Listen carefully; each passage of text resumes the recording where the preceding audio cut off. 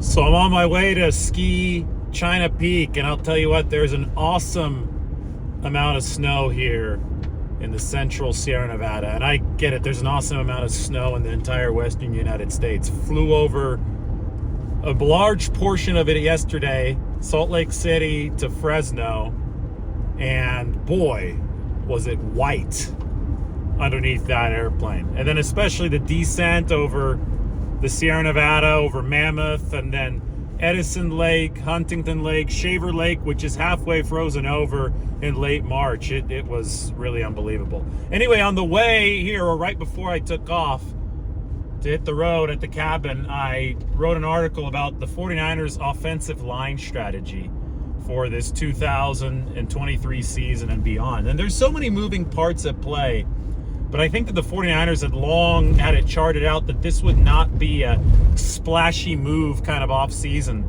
for their offensive line.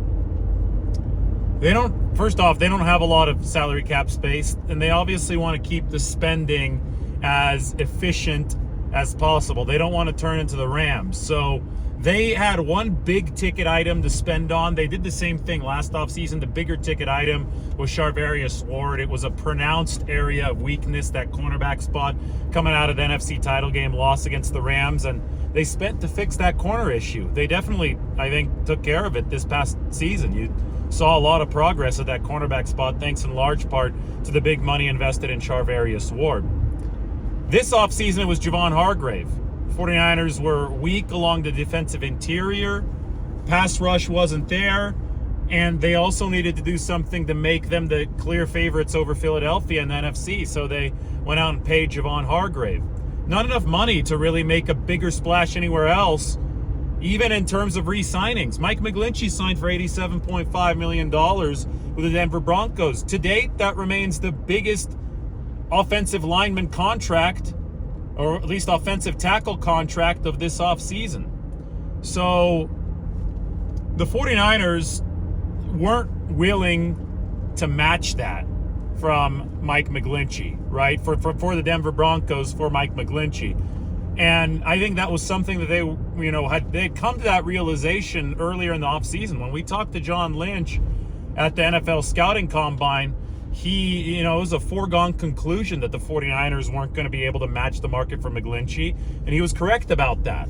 The Broncos went out and paid him the type of money that the 49ers deemed would not be worth it for good but not great play from Mike McGlinchey. He had improved as a pass protector, but not enough. Not enough for the 49ers to justify putting him on that A-list of players that they like to retain when free agency comes around. So the way that they looked at this was that 4 of their 5 spots along the offensive line are in a good position.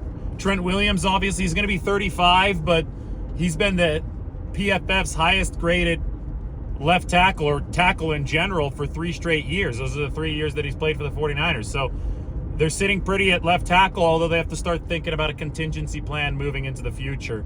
By the way, April 1st is the deadline for Trent Williams to opt into his deal for 2024 to 2026.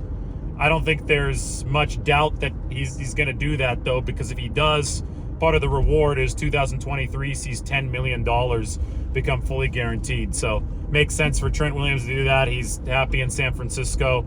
The 49ers just need to use that as an inflection point to start thinking about the future without him, because you never know when Big Trent's going to decide to step away if he's going to be 35 this year. So anyway, moving forward, left guard, they're also feeling good with Aaron Banks. Center, they just re-signed Jake Brendel, 4 years, $16.5 million. They obviously feel good there. Right guard, they feel good enough about Spencer Burford to let Daniel Brunskill walk to the Tennessee Titans. Remember, Brunskill had split time with Burford this past year, and they really, really liked Daniel Brunskill and the versatility that he brought to the table. But I think Burford, who took about 60% of the snaps this past season, I think he's ready for 100% of the snaps. And that's what the 49ers believe. So 4 out of 5 spots are going to be filled with returning starters, and the 49ers are feeling pretty damn good about them. It's that right tackle spot where McGlinchey is gone that is the biggest question. But again, keywords, McGlinchey is gone. The 49ers weren't even willing to engage in a bidding war with the Denver Broncos there. So they obviously, the 49ers have a level of inherent belief that they can solve right tackle through more cost-efficient means.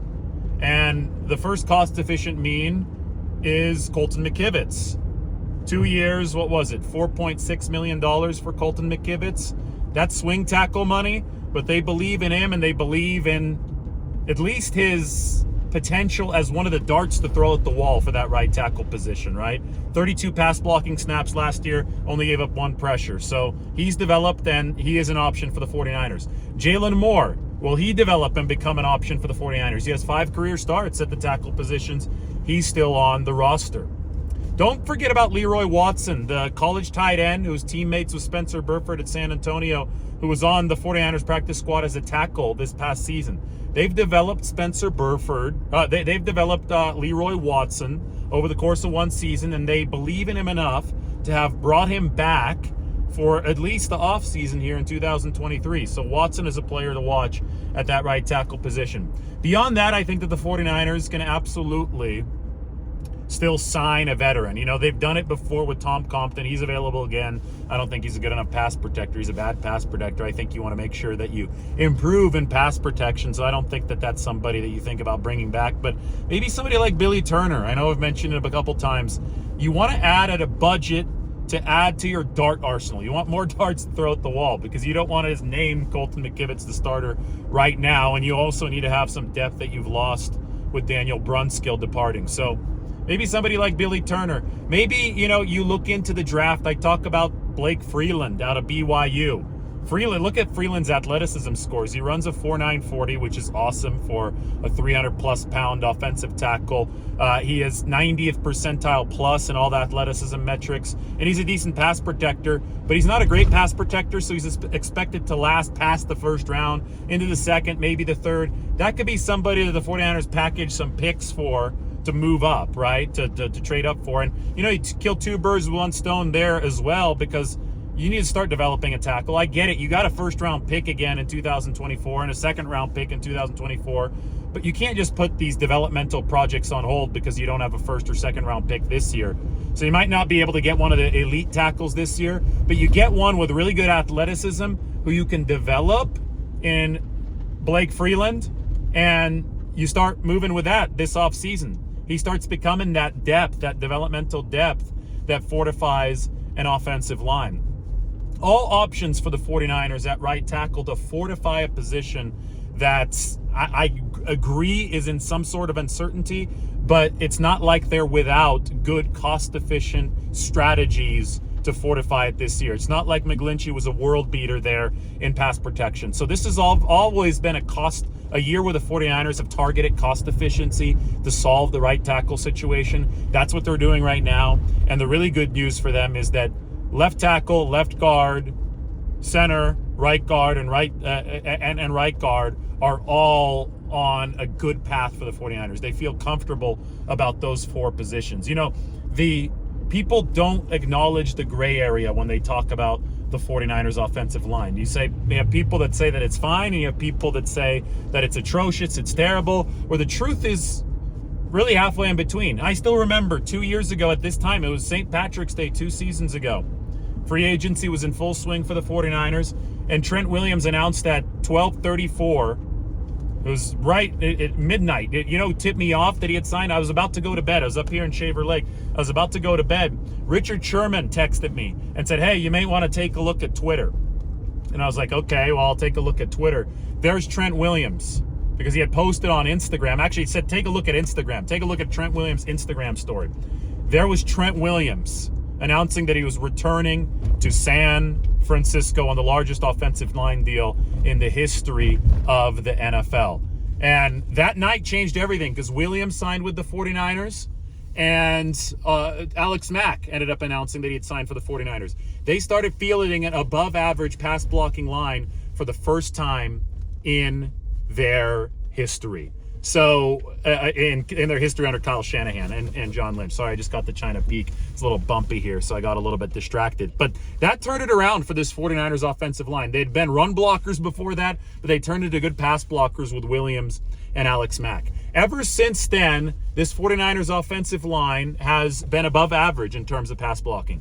Even last year, when they struggled against the Philadelphia Eagles and the Dallas Cowboys in the postseason. They're number 3 pass blocking efficiency in the regular season. So what that tells me is that the gray area, the halfway, is where the truth is. The 49ers have improved thanks to their investment in pass protection, but more improvement is still necessary. They've got to continue hammering that offensive line, and they don't necessarily have to do it with big-name Madden-style signings. They can continue doing it with development and cost efficiency if they trust in their system enough. And their system has demonstrated some good track record so far. It just needs to continue demonstrating that track record. All right, China Peak, Sierra Nevada, I'm about to go skiing. I'll talk to you guys all in a little bit. Everybody take care. Thanks for joining me on my drive up.